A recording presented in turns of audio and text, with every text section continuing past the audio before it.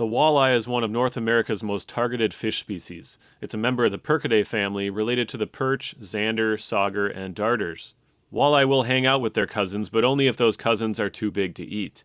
These fish primarily eat other fish. They eat a variety of minnows, but also love to eat yellow perch and will happily eat smaller walleyes. And they become prey for pike, muskie, bass, fish-eating birds, otters, and humans.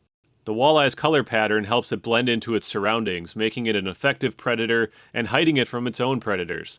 The countershading effect of a light belly and dark dorsal side allow it to blend in with the bright sky or clouds when seen from below, and blend in with the lake or river bottom when seen from above. The tips of the lower fins and bottom of the tail are white. The eyes of the walleye have a reflective layer on the retina to increase their ability to gather light. It's not that walleyes can't go into bright light, they just tend to be most active in low light because they have a distinct advantage over their prey like perch and minnows at that time. Walleyes will sometimes just hang out on the bottom near a piece of structure during the day, conserving energy and waiting for night to come. Walleye do best in well-oxygenated rivers and cool, deep lakes. In large Canadian lakes, walleyes grow slowly and can live to be over 20 years old. Further south, warmer conditions and a longer growing season can allow walleyes to grow more quickly, but their lifespan tends to be shorter. A 15-inch walleye in the Midwestern United States is typically 3 to 4 years old and is sexually mature. Walleye spawning commonly happens in rocky or gravelly shallows. In some systems connected to rivers, walleye will run upstream and spawn on vegetation within flooded marshes.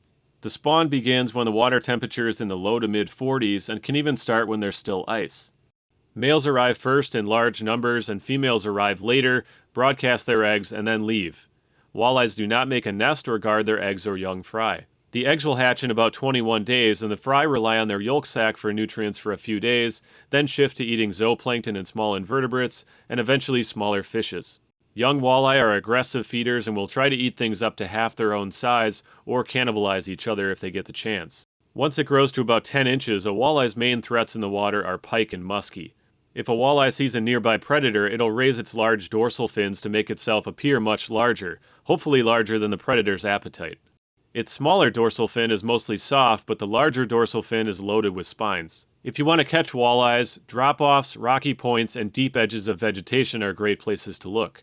Walleyes love to hang out in or near deep water, next to rocky cover, and areas where water currents bring oxygen and food to them. Jigs, soft swim baits, deep diving crankbaits, and inline spinners are popular baits to catch them.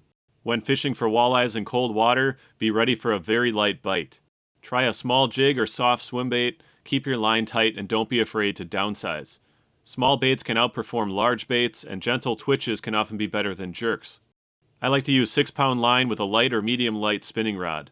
This offers good casting distance for light lures, high sensitivity, and enough power to pull up a large walleye or the wide variety of other things that cruise around the same areas. Tip downs with minnows are great for ice fishing walleyes because of their sensitivity.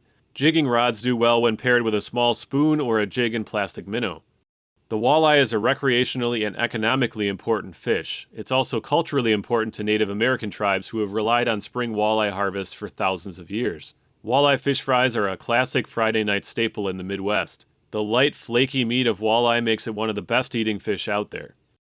The future of walleye is uncertain in some areas. Many lakes are getting warmer and more nutrient-rich, conditions that favor more of a bluegill, largemouth bass, northern pike type of fish community. Some lakes are starting to see reductions in walleye and increases in largemouth bass in response to these conditions. The bass are basically outcompeting the walleyes and taking their place as the mid-level predator. State natural resources agencies are studying walleyes to understand how their populations are changing over time. You might catch a walleye with a colorful accessory called a floy tag. These fish have been tagged to study their movements and growth rates. The tag contains identifying information and an email or phone number to report the fish's size and location to a fish biologist.